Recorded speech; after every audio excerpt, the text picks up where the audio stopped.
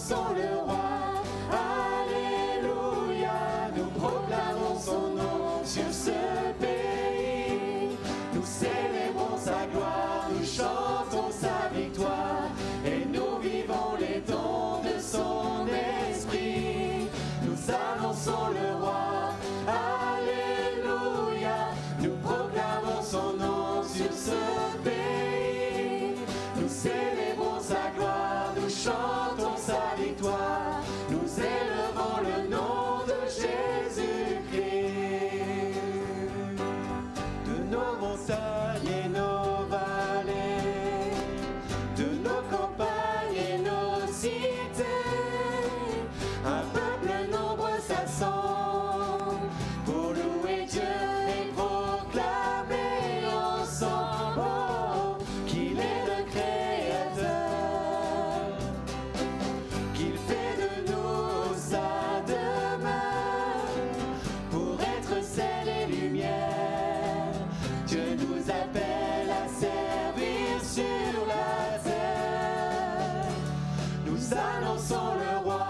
Alléluia, nous proclamons son nom sur ce pays. Nous célébrons sa gloire, nous chantons sa victoire, et nous vivons les dons de son esprit. Nous annonçons le roi. Alléluia, nous proclamons son nom sur ce pays. Nous célébrons sa gloire, nous chantons sa victoire, nous élevons le nom de Jésus-Christ. Le roi rassemble son armée, l'ennemi tremble sous ses pieds. La victoire est assurée si nous marchons unis à ses côtés. Oh, la foi est notre bouclier et sa parole notre épée. Ses armes nous sont données pour tenir ferme et pour tout surmonter. Nous annonçons le roi. Alléluia, nous proclamons son nom sur ce pays. Nous célébrons sa gloire, nous chantons sa victoire, et nous vivons les dons de son esprit. Nous annonçons le roi. Alléluia, nous proclamons son nom sur ce pays. Nous célébrons sa gloire, nous chantons sa victoire, nous élevons le nom de Jésus-Christ. Béni soit le Seigneur, heureux de pouvoir se retrouver ensemble, partager la parole de Dieu. Et j'aimerais vous inviter à suivre une lecture dans l'Évangile selon Marc au chapitre 1er et au verset 14. Jésus va commencer son ministère public à l'âge de 30 ans où il va parcourir le pays d'Israël avec un message extraordinaire. Il est dit, après que Jean eut été livré, Jésus alla dans la Galilée, prêchant l'évangile de Dieu. Il disait, le temps est accompli et le royaume de Dieu est proche. Repentez-vous et croyez à la bonne nouvelle. Il y a tellement de mauvaises nouvelles qu'on entend jour après jour dans notre monde. Eh bien, lorsqu'on entend le message de l'Évangile, on entend une bonne nouvelle. Jésus sauve, Jésus libère, Jésus guérit. Et il nous dit ici que le royaume de Dieu est proche.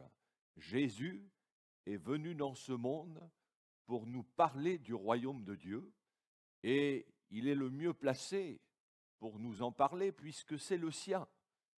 Et par sa venue dans ce monde, il est venu pour rendre accessible ce royaume à tous ceux et toutes celles qui veulent croire en lui.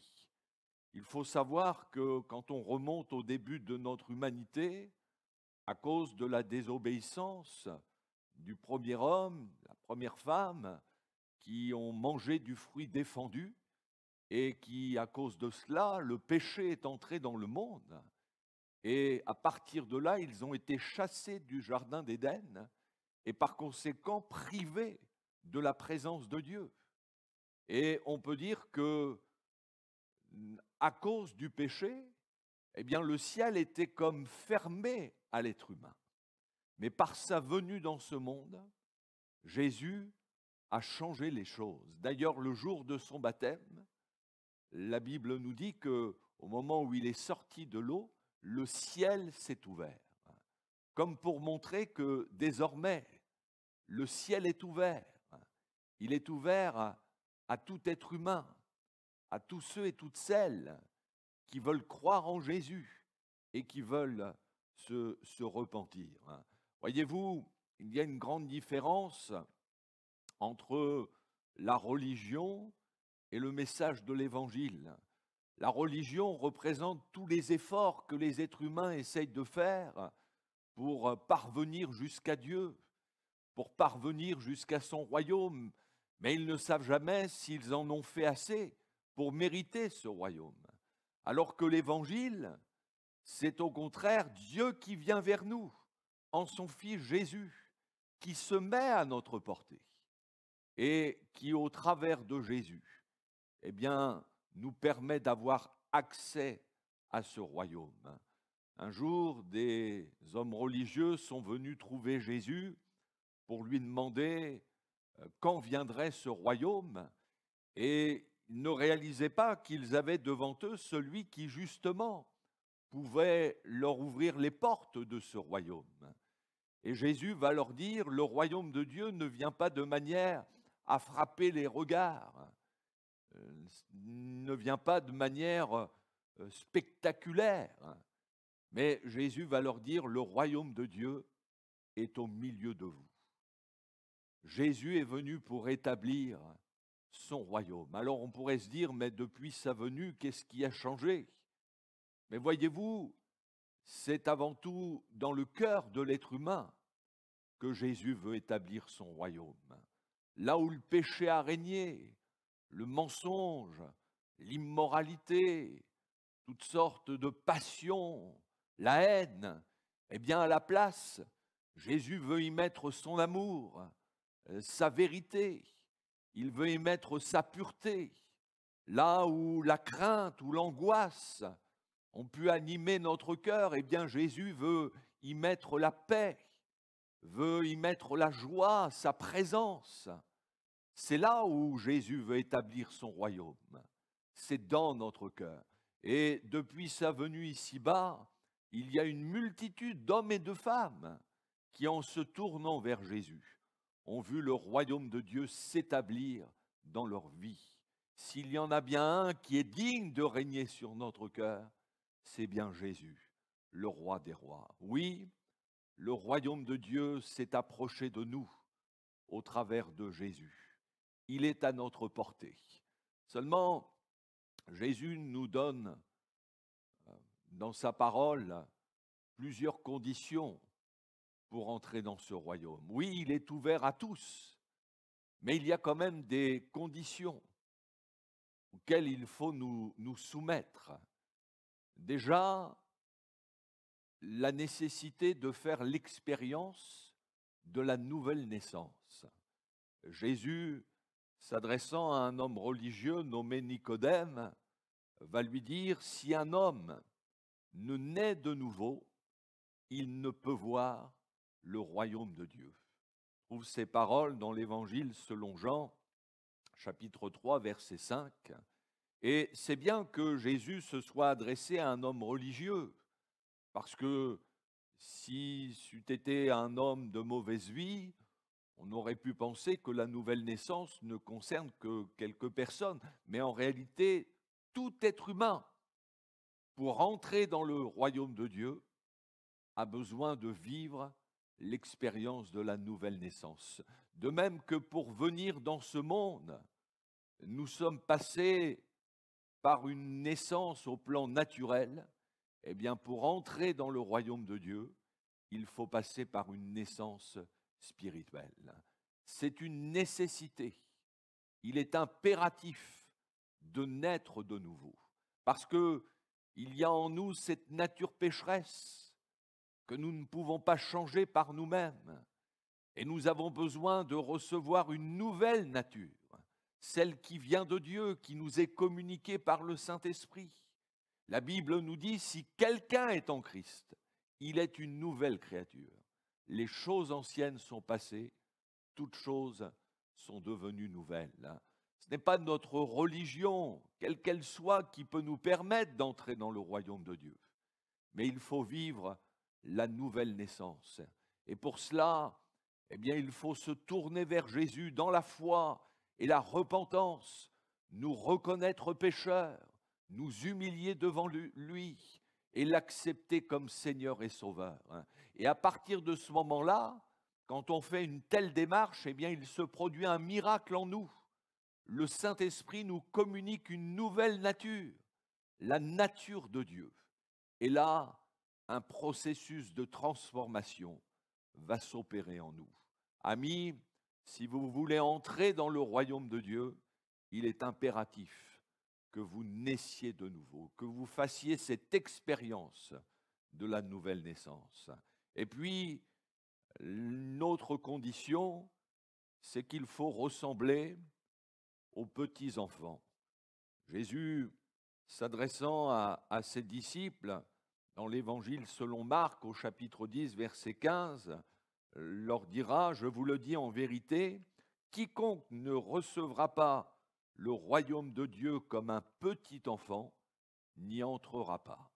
Jésus prend pour exemple les petits-enfants.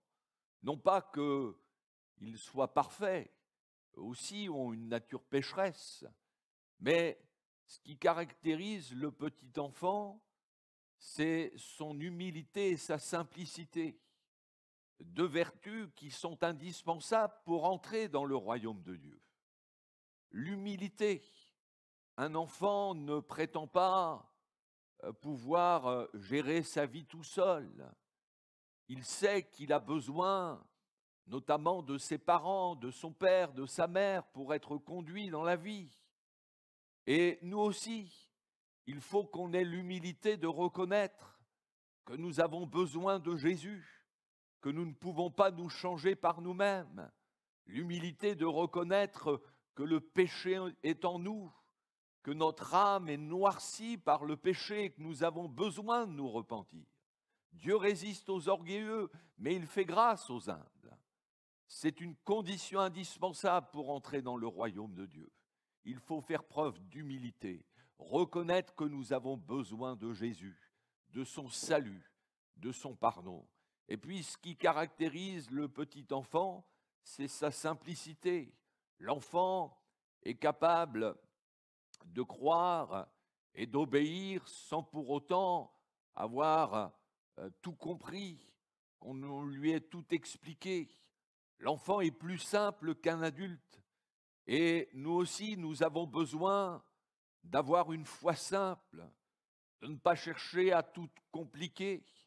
Jésus dit, crois seulement. Sous-entendu, bannis les raisonnements. Fais confiance à ma parole. Vous savez, quand on considère l'œuvre de la croix, pourquoi Jésus est mort pour nous sur une croix? Pourquoi un homme qui est mort il y a 2000 ans peut-il nous sauver? Ce sont des choses qui dépassent notre raisonnement. Mais Dieu ne nous demande pas d'expliquer la croix. Il nous demande de croire que c'est le seul moyen pour être sauvé. Faites preuve de simplicité. Croyez simplement au message de l'Évangile. Comme dit la Bible, crois au Seigneur Jésus et tu seras sauvé. Et puis, il faut aussi une autre condition, savoir se faire violence. Jésus dit dans l'Évangile selon Matthieu au chapitre 11, verset 12, « Le royaume des cieux est forcé et ce sont les violents qui s'en emparent. » Alors bien sûr, Jésus ne fait pas l'apologie de la violence, mais il parle ici d'une violence spirituelle. Jésus nous fait comprendre que pour avoir accès au royaume de Dieu, pour voir l'accomplissement de ses promesses dans notre vie, il faut être combatif, vigoureux dans l'effort, être prêt intérieurement à se faire mal. Il y a des victoires que le Seigneur veut nous accorder, mais pour cela, oui, il faut se faire violence intérieurement. Il faut lutter avec soi-même, faire taire les pensées défaitistes et être déterminé dans sa démarche vis-à-vis du Seigneur. C'est ça la mentalité qui régit le royaume de Dieu. Pour y accéder, le royaume de Dieu est forcé, dit Jésus. Et ce sont les violents qui s'en emparent. On le voit dans les évangiles. Les hommes, des femmes qui, pour obtenir la bénédiction, ont dû faire preuve de violence avec eux-mêmes. Notamment cette femme atteinte d'une perte de sang depuis 12 années, qui était dans une extrême faiblesse. Et pourtant, ce n'est pas Jésus qui va venir vers elle, mais elle va faire cette démarche alors que le Seigneur est entouré par la foule. Il est pressé de toutes parts, mais cette femme, elle va se faire violence pour aller jusque vers Jésus en se disant en elle-même, si je puis seulement toucher son vêtement, je serai guérie. Et au moment effectivement où elle touche son vêtement, instantanément, elle reçoit la guérison. Mais si elle n'avait pas bougé, si elle était restée dans son coin en attendant une éventuelle rencontre avec le Seigneur, eh bien rien ne se serait passé. Mais on peut dire que cette femme, sa guérison, elle est allée la chercher. C'était une battante. Elle a montré au Seigneur qu'elle en voulait vraiment. Et nous aussi, si vous voulez recevoir la bénédiction de Dieu, si vous voulez voir les promesses du Seigneur s'accomplir, faites preuve de détermination, faites preuve de violence intérieure. Ce sont les violents, nous dit Jésus, qui s'emparent du royaume des cieux. Et puis, dernière condition, pour faire la volonté de Dieu, c'est indispensable pour entrer dans le royaume de Dieu, il faut nous soumettre à sa volonté. Jésus le dira, ceux qui me disent Seigneur, Seigneur, n'entreront pas tous dans le royaume des cieux, mais seulement celui qui fait la volonté de mon Père. Ça ne suffit pas de prononcer le nom de Jésus. Ça ne suffit pas de se dire croire en Jésus. Mais encore faut-il nous soumettre à sa volonté, avoir le désir d'obéir à sa parole. Un jour, Jésus dira à un homme, là encore religieux, qui avait bien répondu à une de ses questions, il lui dira « Tu n'es pas loin du royaume de Dieu ». Ne lui dis pas « Tu entreras dans le royaume », mais lui dit « Tu n'es pas loin ». Jésus voulait lui faire comprendre que maintenant il fallait qu'il passe de la connaissance à la pratique, parce que être pas loin du royaume de Dieu, ce n'est pas suffisant. Il faut entrer dans ce royaume. Et pour cela, il faut avoir le désir de nous soumettre à la volonté de Dieu. Il faut s'engager avec lui. Comme le dit Jésus, croire de la nécessité de croire et de nous faire baptiser pour être sauvés. C'est indispensable. Pour entrer dans le royaume de Dieu, il faut nous soumettre à sa volonté. Voilà donc les conditions pour accéder à ce royaume, la nécessité de naître de nouveau, d'avoir cette humilité, cette simplicité de foi, à l'exemple des petits-enfants, de savoir se faire violence avec ses pensées, et la nécessité de nous soumettre à la volonté de Dieu. Sachez-le, le royaume de Dieu ne ressemble pas à un club privé réservé à quelques-uns. Certains ont prétendu donné même des chiffres. Il n'y aurait qu'un certain nombre qui entrerait dans le royaume de Dieu. Mais dans le livre de l'Apocalypse, il est dit qu'il y aura là une grande foule qui sera devant le royaume, devant le trône de Dieu, et qui seront issus de toutes les nations. Et la Bible nous dit que cette grande foule, personne ne pouvait les compter.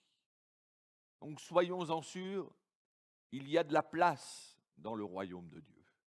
Il y a de la place dans le cœur de Dieu pour chacun d'entre nous.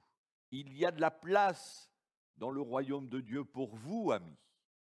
À vous de croire au Seigneur Jésus, à celui qui a donné sa vie pour vous sur la croix, qui a porté vos péchés. Reconnaissez que vous avez besoin de Jésus. Acceptez-le comme Seigneur et Sauveur. Laissez Jésus établir son royaume dans votre vie.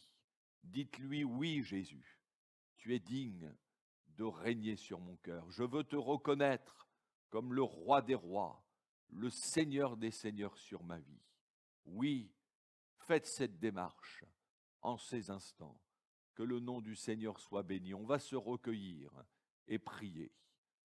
Ah Seigneur, merci encore parce que c'est vrai que tu es venu pour nous donner accès à ce royaume et il est là à la portée de tous ceux et toutes celles qui veulent croire en toi et se repentir. Et je te prie vraiment pour ceux et celles qui entendent ce message, afin qu'ils répondent à ces conditions, qu'ils puissent vivre le miracle de la nouvelle naissance, là, en ces instants. Ah, tu peux toucher leur cœur, pour ceux qui ont cette humilité de reconnaître qu'ils ont besoin de toi, et qu'ils aient cette simplicité de croire que tu as tout accompli pour eux. Seigneur, qu'ils puissent faire preuve de détermination et avoir ce désir de se soumettre à ta volonté. Oui, tu ouvres ton royaume à tous ceux et toutes celles qui se tournent vers toi. Je crois que tu touches les cœurs en ces instants, dans le nom de Jésus. Amen. Que Dieu vous bénisse et nous vous disons à bientôt.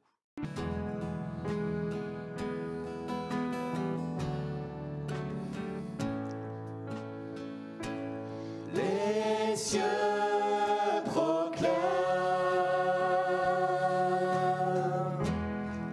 la gloire du ressuscité.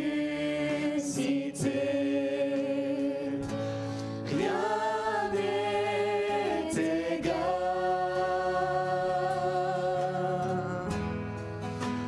à la beauté du Seigneur. À jamais il sera,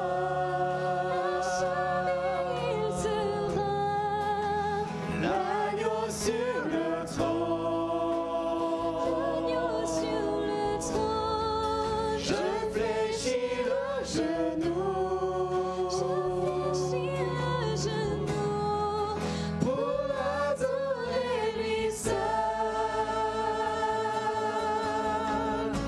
Je veux chanter la gloire du ressuscité, l'agneau immolé.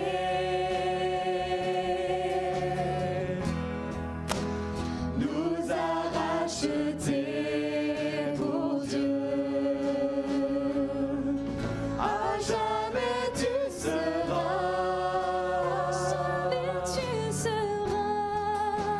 l'agneau sur le trône. Je fléchis le genou pour t'adorer toi seul. Les cieux proclament la gloire